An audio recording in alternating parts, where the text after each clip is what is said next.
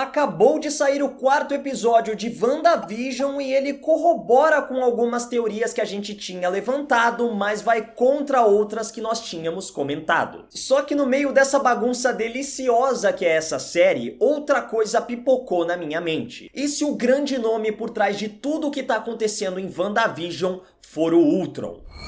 Shazukra!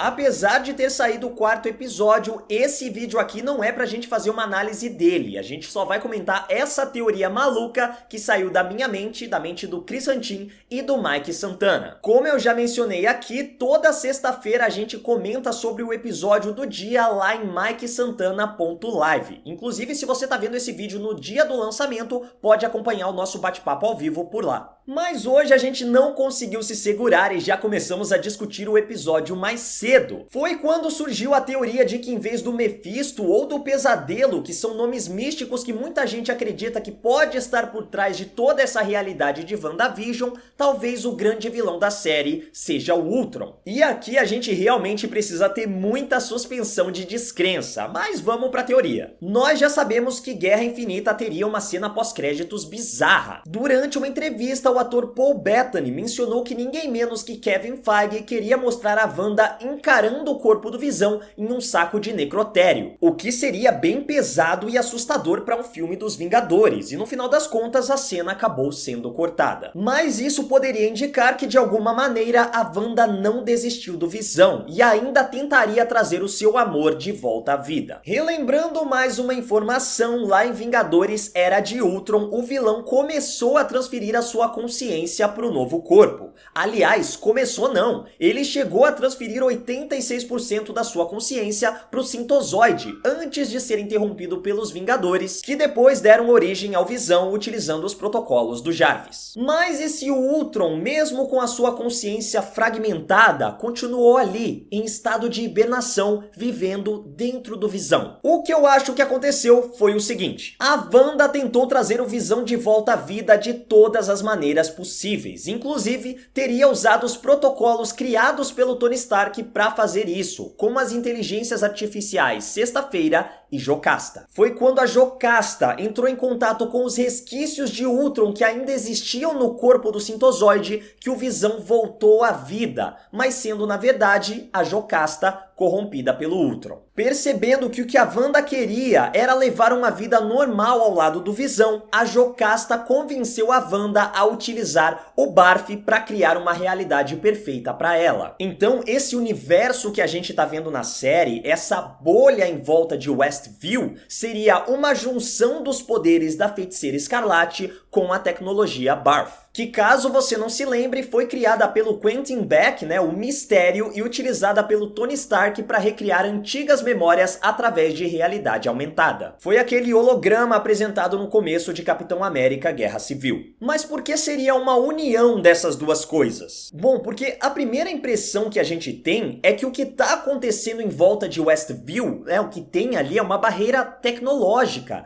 digital, mas quando algo ultrapassa essa barreira, a magia começa a acontecer. Mais do que isso, a gente sabe que toda citação de nome dentro do universo cinematográfico Marvel nunca é à toa. No episódio anterior, Pietro e Ultron foram mencionados. Já agora, é a própria tecnologia Barf quem é citada. Vocês se lembram quando a Darcy explica para o agente Wu que a Wanda lava a louça uma vez por episódio e depois faz uma expressão de nojo? Ela podia muito bem falar ew ou yuck, que são expressões muito mais populares e mais relacionadas com a demonstração de repulsa. Mas ela falou Barf. Será uma simples coincidência? Viajando um pouco mais, algo que poderia reforçar essa teoria são as cores, antes da colorização chegar em WandaVision. As únicas coisas que tiveram cores antes do final do segundo episódio foram a luz na torradeira Stark, que remete, obviamente, ao Homem de Ferro, e aí muita gente começou a associar com a bomba Stark, que os gêmeos Maximoff tiveram que ficar presos perto dela, que levou ao trauma e a vingança contra o Homem de Ferro. O helicóptero da SWORD, que nós descobrimos nesse episódio ser, na verdade, um drone de observação e que acabou sofrendo uma transformação para se adequar ao período histórico de WandaVision, e o sangue da Dot. Em um primeiro momento, você pode falar, então será que talvez o que é externo fique colorido quando entre nesse universo? Então, a luz da torradeira, que não era algo que estava dentro desse universo, o helicóptero, que foi o drone que entrou, e a Dot, será que a Dot estava fora desse universo e por isso o sangue dela ficou vermelho? Mas aí a gente tem que lembrar do apicultor, né? Que na verdade nós descobrimos ser também um agente da S.W.O.R.D. que tentou entrar ali, mas ele não ficou colorido também. Por que o sangue da Dot ficaria colorido? Vamos lá! Nesse capítulo nós vimos também que a S.W.O.R.D. descobriu que os moradores de Westview são pessoas normais que desapareceram da realidade e estão interpretando papéis dentro desse universo. Mas duas pessoas não foram identificadas. A primeira delas é a Agnes, que a fotinha dela aparece ali no quadro, mas não teve a sua identidade revelada porque eu acho que é realmente a bruxa Agatha Harkness e se mantém oculta, utilizando a sua própria magia, enfim, aí é outra história. Mas a Dot nem mesmo aparece no quadro da S.W.O.R.D. E o seu sangue é uma das únicas coisas que aparecem coloridas, junto com o helicóptero da S.W.O.R.D. e a luz na torradeira Stark. Vale lembrar que quando a Agnes leva a Wanda para conhecer a Dot, as suas palavras são: pronta para conhecer a rainha do bairro? A Dot é a chave para tudo nessa cidade. Então talvez o sangue da Dot apareceu colorido porque ela também é uma estrutura mecânica dentro de Westview.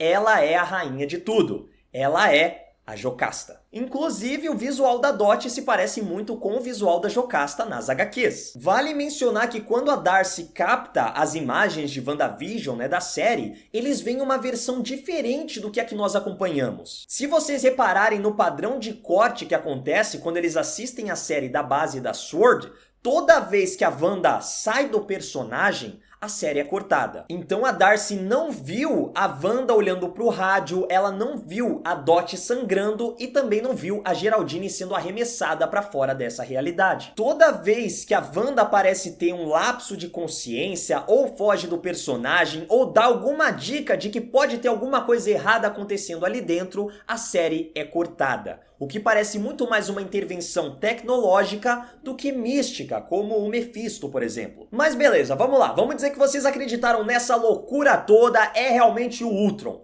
Mas qual é a motivação dele? Porque ele tá ali brincando de casinha com a Wanda. Como eu falei, ele não conseguiu transferir toda a sua consciência pro Visão. Fora que o próprio corpo do Sintozoide tá destruído, como a gente vê quando a Wanda consegue observar o real estado do Visão. Então o Ultron precisa de mais energia, de mais poder antes de fazer o seu retorno triunfal. Como a gente mencionou na análise do episódio anterior, nos quadrinhos, os filhos da Feiticeira Escarlate são fragmentos da alma do Mephisto, que ele quer absorver para recuperar todo o seu poder. E se na série a gente vai ver uma adaptação disso, mas com o Ultron? E se em vez de fragmentos da alma do Mephisto, os gêmeos forem na verdade uma manifestação dos poderes ou até uma fragmentação dos poderes da Wanda, só que de uma maneira que o Ultron vai conseguir absorver para ganhar mais poder. É por isso que o segundo episódio foca tanto no desejo da cidade de dar vida às crianças da Wanda. É por isso que é a Dot que encabeça esse festival. É por isso que no terceiro episódio a gente tem uma cena da Dot interagindo com seu marido, sendo que nós nunca vimos outro personagem da cidade sozinho em cena. A Dot é a Jocasta, corrompida pelo Ultron, tentando absorver a energia da Wanda enquanto envolve ela em uma realidade alimentada pelos próprios poderes da Feiticeira Escarlate e pela tecnologia Barf. Faz sentido? Talvez. Vai ser isso? Provavelmente não. Mas eu precisava colocar isso pra fora, porque vai que por alguma razão maluca a Marvel resolve adaptar qualquer coisinha dessa nossa teoria aqui e você vai poder dizer que viu primeiro na Legião dos Heróis. Então comenta aí embaixo o que você acha dessa bizarrice toda e qual a sua teoria sobre o que tá acontecendo em WandaVision. Aproveita para seguir a Legião dos Heróis nas nossas redes sociais, no nosso TikTok e me segue lá no Instagram também, @MaidannaLH. É isso, Legionários, e que a força esteja com vocês.